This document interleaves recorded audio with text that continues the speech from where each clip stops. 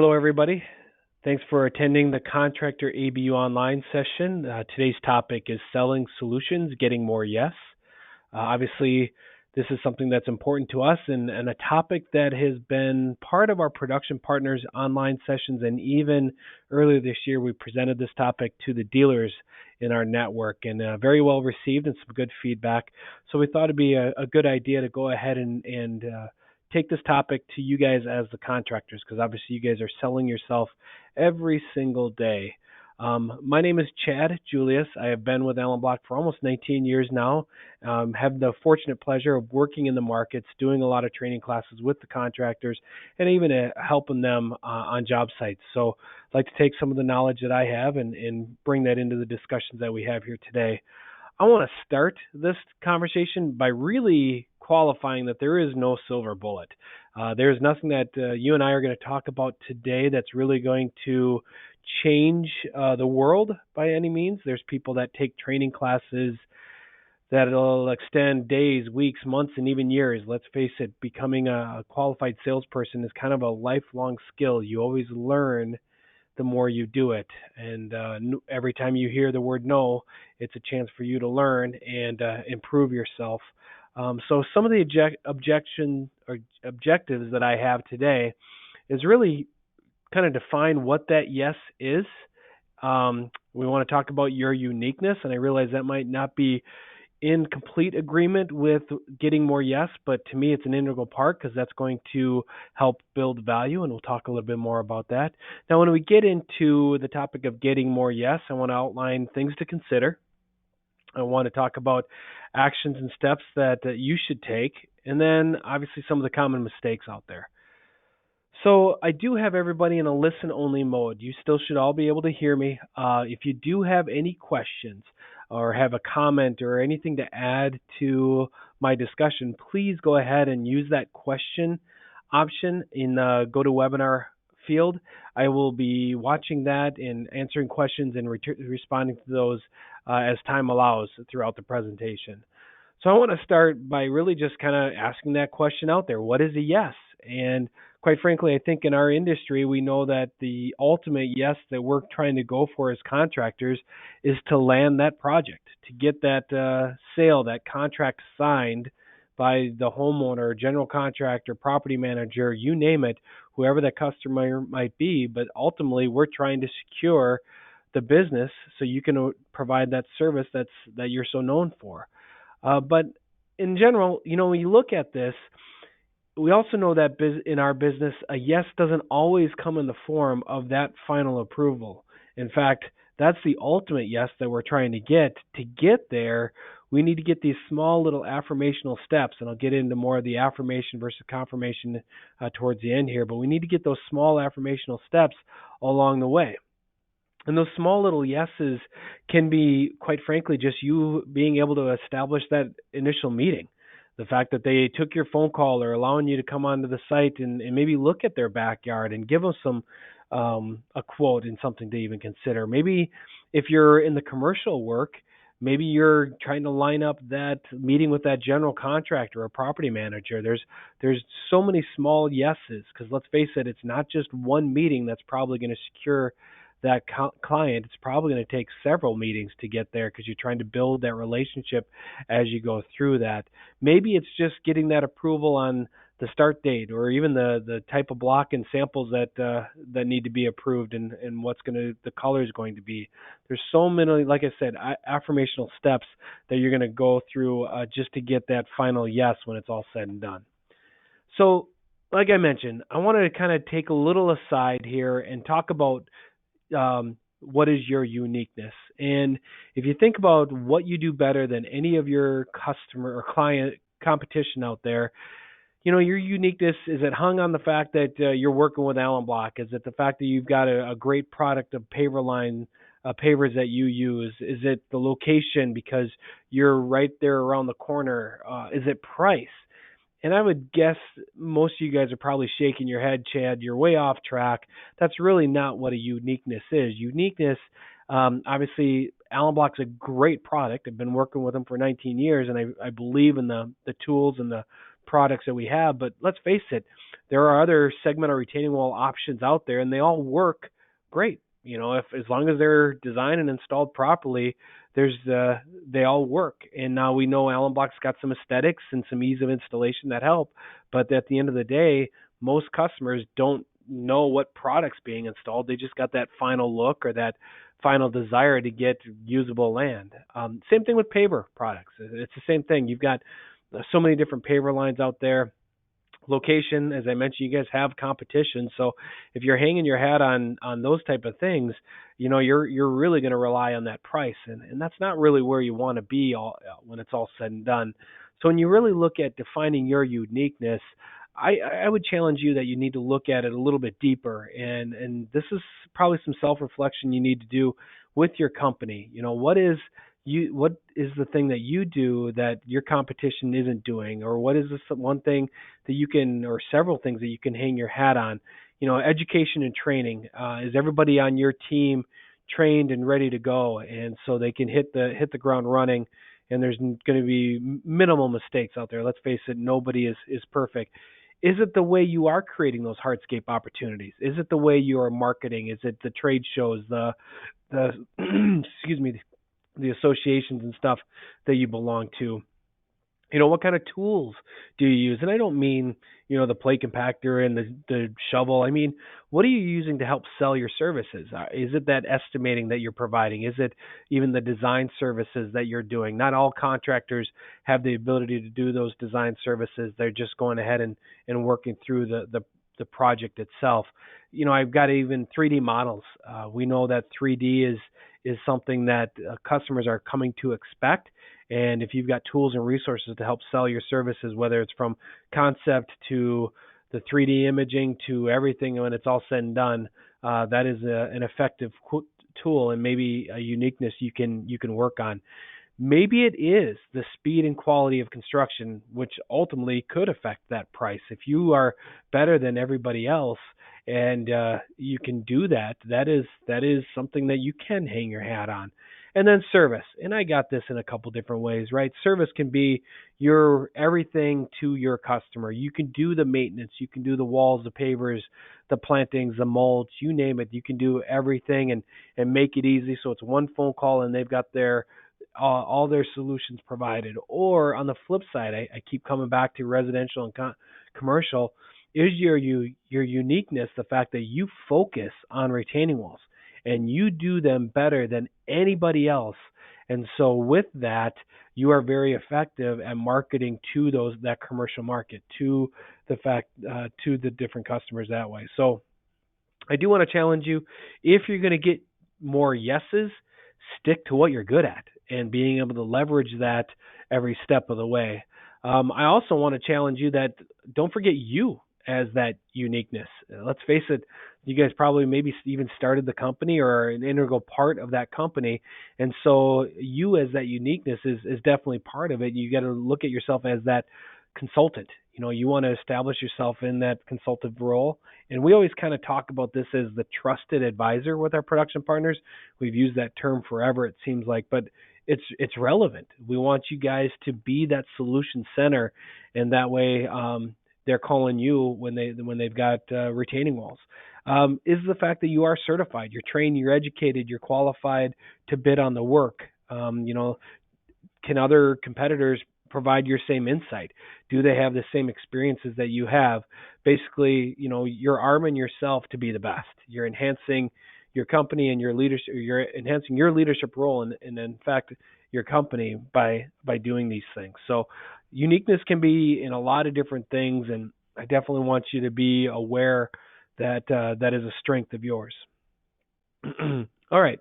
So let's talk about your customers. And this isn't the end all be all list, but when you look at retaining walls, you got the homeowners and general contractors and property managers and design professionals I got in question mark, but I think they could be an integral part of what you do to get the yeses as well. Because what you're trying to do, getting back to that uniqueness, is you're trying to create an environment or a situation where they can't survive without you. The value that you're bringing is something that they would lose and they would be desperate for to try to find it again is if you're not part of that circle. So we want them to be calling you as soon as they've got a retaining wall question or retaining wall project.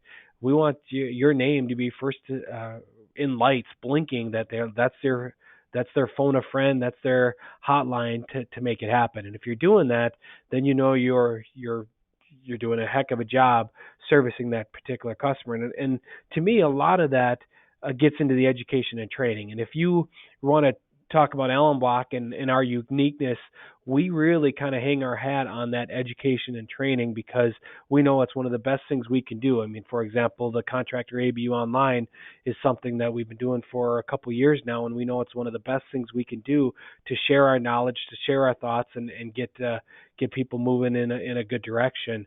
So when you're doing it, when you're working with your customers, you might be educating the general contractor or the homeowner on the different SRW advantages or how Allen Block can provide that problem.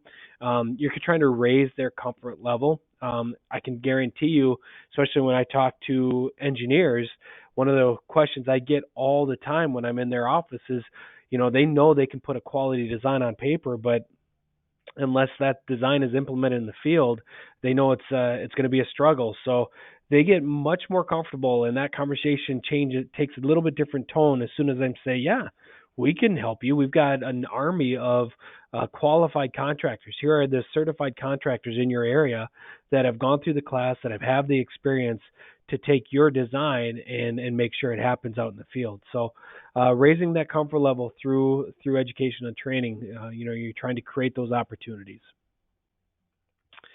So for homeowners and property managers, I kind of group those together here a little bit because in my opinion, you're almost treating them the same. I realize property managers are repeat businesses, but really you're trying to answer their questions. You're trying to make sure you're providing that solution that they're desperately looking for. They've got that land that they need to either reclaim the backyard or extend the driveway, or property managers might need to extend a parking lot or something of that nature. But let's face it, I've said it for years, retaining walls are needs. Nobody wakes up in the morning and says, I really want a retaining wall today. What can I do? It's always around a need. And if you can focus on that need, which is flat buildable land, that's going to help you, be that resource that they're looking for. Because what we want you to do is, we want you to be their partner. So that way they can get their project done successfully. And that might mean you're that liaison. If you're working with a homeowner or a property manager, they've got this need for flat buildable land, but you're looking at this going, I'm going to need engineering. I'm going to need to get assistance with this. And you're that hub of information. So they're coming to you, and then you're using your network. So you've got the production partners to lean on. You've got the network of engineers at your disposal. Shoot, you even have the dealers, right? You might need the homeowner to go and get some samples and try to come up with that product, and you might be able to direct them to that local dealer for assistance. So there's a lot of things you're doing for homeowners and property managers to help get those little affirmations as you keep going. As far as general contractors, at the end of the day, they're all about efficiency. They're trying to develop that site. They're trying to move on, and I put them in the same category as design professionals. At the end of the day, they're looking to be more efficient. And so a lot of times we see the contractors out there being the best ambassadors for Allen Block. They're out there, you guys are out there selling your services, showing them how effective Allen Block can be as that solution. It can save them time. It can save them money. You can be in and out on a job site quicker than if they were to do like a cast in place retaining wall or something of that nature. And then you're using the tools and resources that are available to help educate them and to get those final quotes. And a lot of times you can do them in a seamless and timely manner. And so that way you're moving on and banging on the next door because you're trying to drive business. And a lot of times getting back to how you bring value is sometimes it's just your involvement in the industry, whether it's a local landscape associations and you're working through the networking there. But there's a lot of ways you can build that value.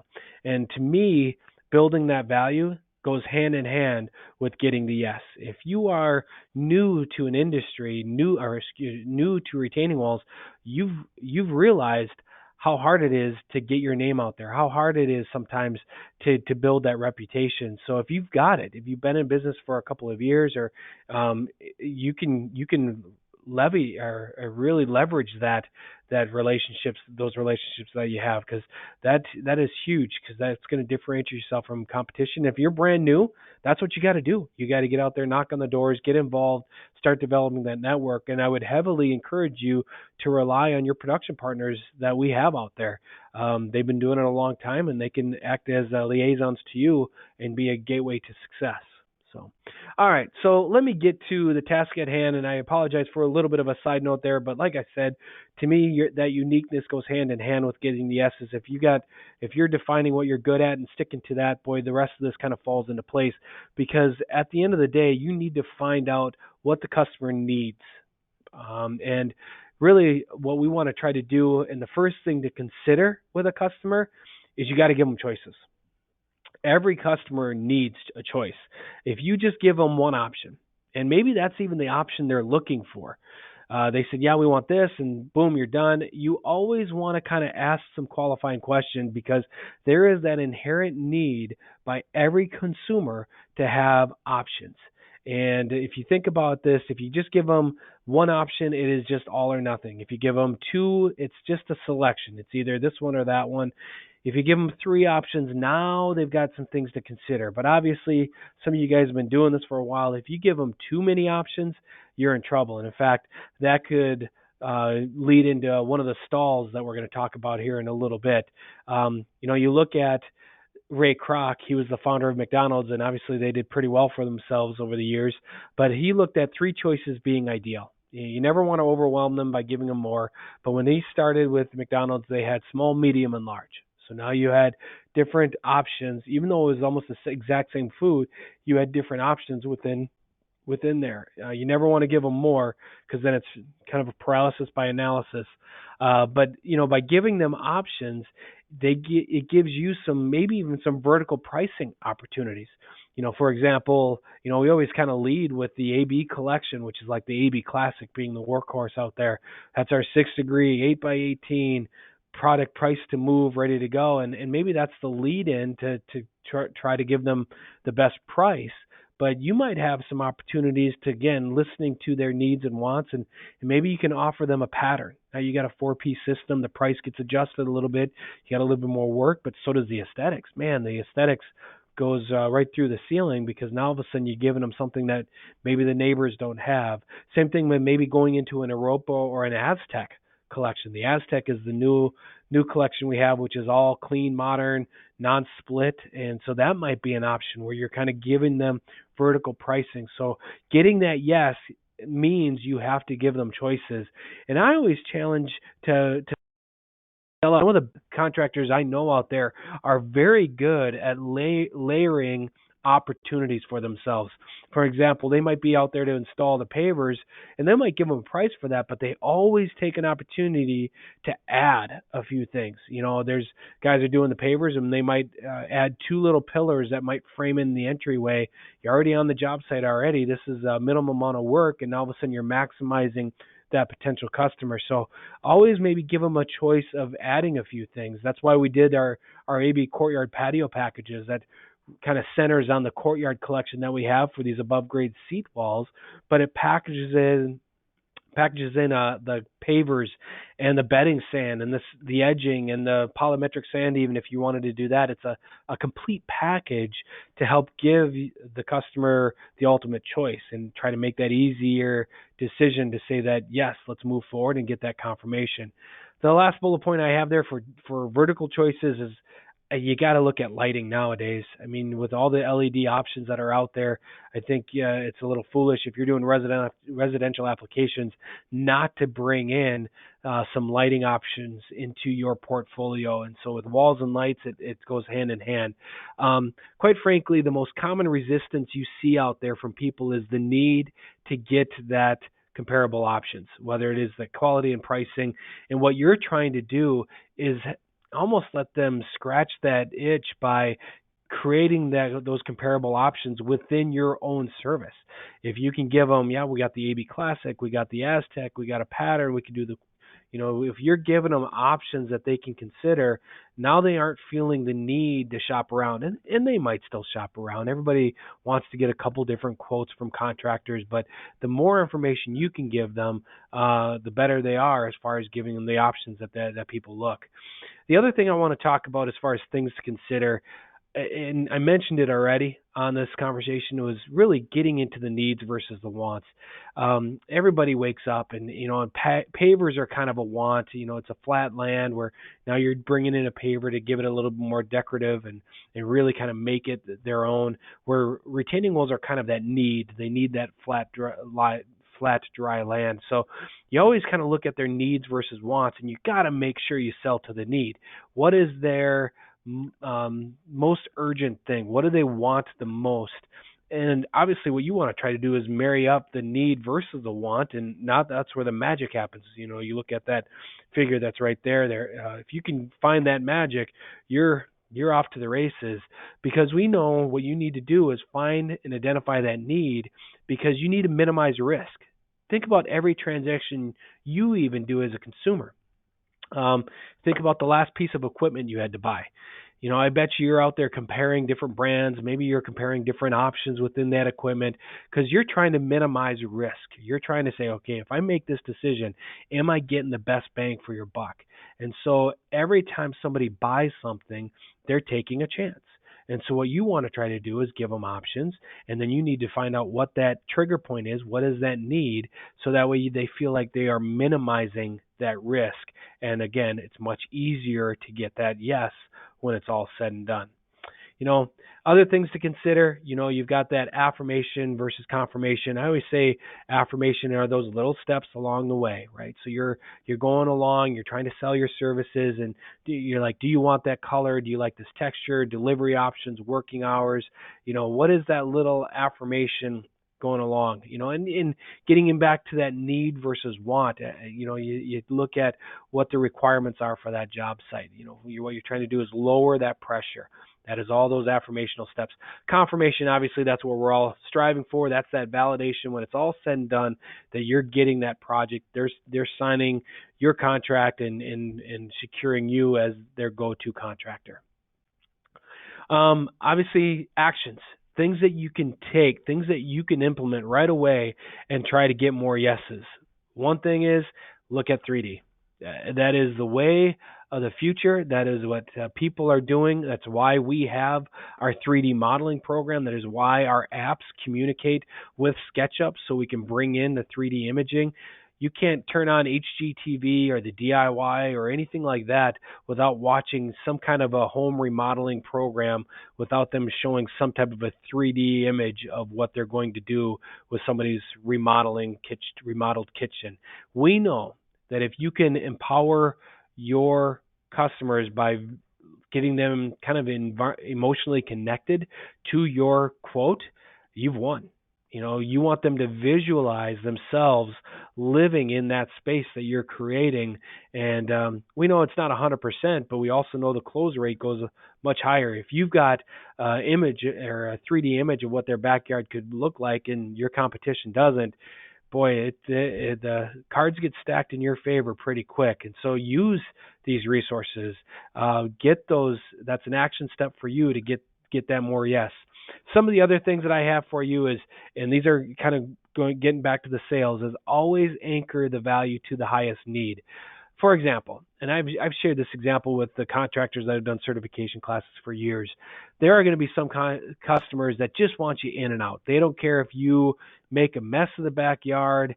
They don't care if you tear up the yard because they know grass will grow back. They just want you in and out as quickly as possible. Come early, stay late, whatever it takes. As long as you're done in 2 days, great.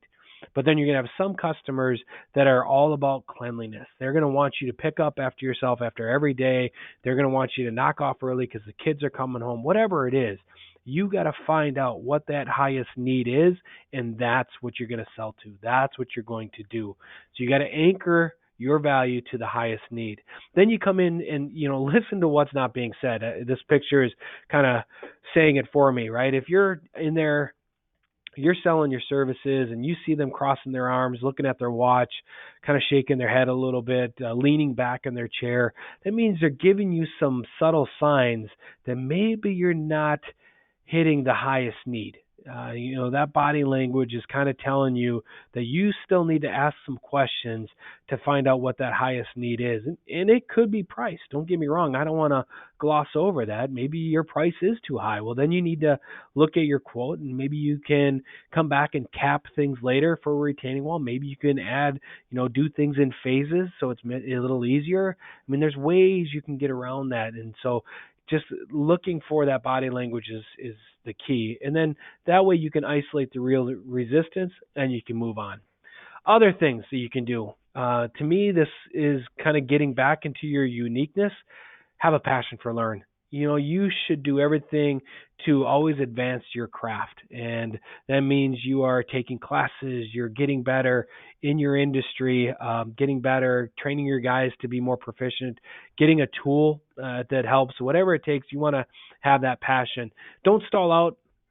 I'm going to get into that a little bit. I mentioned one of the stalls already is if you give them too many options, they're gonna probably look at you with blank stares, and that's a stall. And then you got to kind of backpedal a little bit and then move forward again. And then don't accept no for an answer. And I'm not telling you take no prisoners and be a high pressure salesman. What I'm saying is always learn. If they're giving you a no, maybe you can still get an opportunity to go back to that highest need and find out what the real resistance is and move forward with that. So that's where that kind of blending your knowledge and experience comes into play. But like I said, have a passion, continue to move forward. That's a huge thing. Some of the things and why we see people fail. And this isn't the end all be all list, but some of them is just timing. You just don't have the right timing. And maybe it is because you move too quick, or maybe it's too slow, but maybe too quick. I mean, think of that used car salesman, and I know that's a bad example, but used car salesmen, they're talking a mile a minute. Their lips are moving faster than their brain's working, and they're giving them options and this quote and that quote, and all of a sudden you get that little uneasy feeling like I'm getting pressure here. I don't quite know what this guy's even selling me anymore. So you got to take your time and explain what you're doing. For example, again, I've shared this with contractors in the training classes. You're going to have to explain to a homeowner why that retaining wall has to move off the property line because the geogrid's not there. You're going to have to explain to a homeowner why you might need to bury more block because there's a slope below the wall. There's reasons why you might have to slow down and kind of explain what you're doing. But on the flip side, if it's too long of a process, they're not going to wait around. If it takes you too long to get to the site and make that visit to give them that estimate or provide that quote, they are going to move on. They're going to find the next guy, or they're going to go down the list and work with the next guy that is going to give them some time. And we get it. Life happens. We've been fortunate over the last couple summers where people are very busy, but you should always kind of look at what is coming down the pipe. Never get content at the work you're doing. And that's the sign of a good business, right? Or a good leader in that company is they're always looking at what they're going to be doing, not this week, but what they're going to be doing in 5 weeks from now. And I just use 5 as an example, but they're always looking at setting up additional work. And so it's never too late to kind of take that mindset. Obviously, why they fail is they're not selling to the highest need. They're not asking those buying type questions, or they're not asking those ownership questions to get that emotional connection with the customer. They're not getting those little yeses, those little affirmations along the way. If you go from 0 to 60, you miss a lot of opportunities in between there. So that's where those little affirmations reduce those pressures and get that final confirmation when you're all said and done. And then another way that stalls out, quite frankly, I see this quite a bit too. In fact, I'm guilty of it as well. You just start answering questions. The customer just starts peppering you. When would you start? What kind of block? How does this work? What kind of base? And you find yourself just rattle offing answer after answer after answer, and you gotta balance that a little bit, because yes, you want to answer their questions because it's going to move you into that authoritative position, that trusted advisor that we were talking about. But if all you're doing is kind of just knocking down questions as they come up, you're not moving through the selling process. you're still at the ground floor. And so you need to recognize when the right time is to ask them some questions and get back into identifying the needs and stuff. So be careful on that. It's easy to fall into that trap because, like I said, I'm guilty of it too. You just want to keep answering the questions and raise their comfort level, but that is a stall that can, quite frankly, derail you. And now they've got their answers from you, but they're going to go to another customer when it's all said and done. So always look at moving through that sales process.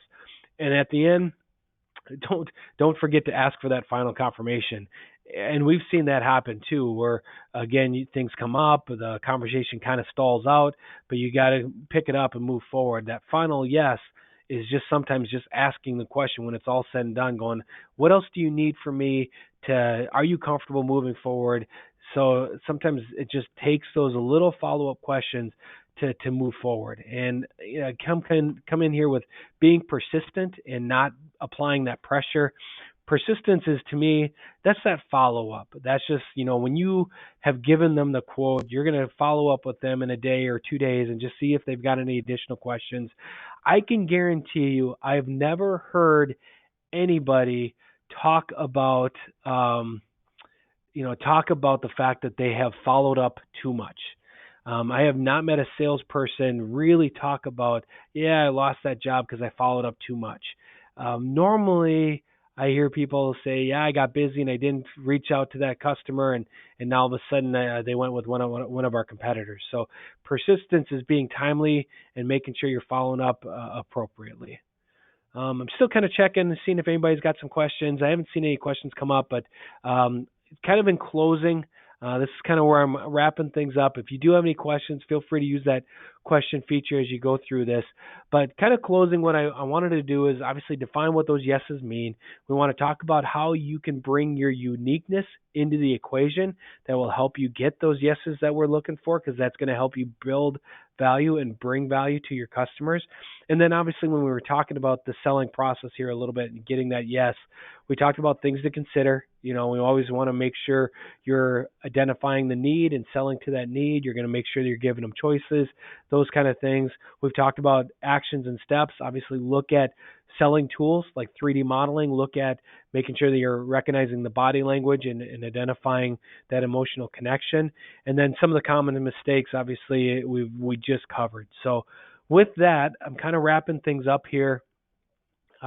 This is kind of a nice topic for us. It's kind of a little bit of an introduction. Hopefully you pulled something out of it that maybe you can move forward and work with it. I don't have any other questions. I did have somebody raise their hand, but I don't see anybody giving me a question as we go through this. But I'll just kind of pause here momentarily, and if you do have any questions, feel free to type that in. But as you guys are doing that, I want to thank you for your time. In today's world, I want you to be safe. Obviously, there's a lot of things going on in the markets right now. There's a lot of things going on in people's personal lives. Obviously, when you guys are on job sites, that's a whole nother chance to be safe. But we wish you guys nothing but a very successful 2020 campaign, and we want to be part of that. We value the partnership that we have with our contractors. We know our production partners are working hard to earn your business out there, and then anything we can do, let us know. And that includes maybe giving me some topics for additional training sessions. I'm going to follow up with you guys when it's all said and done with an email. And if you've got any comments or concerns, feel free to let me know, and we'll incorporate that in the future. But I didn't have any questions pop in, so I guess at this time I'm going to sign off and stop the meeting, and then wish you guys nothing but the best moving forward. So again, thank you for your time, and good luck out there.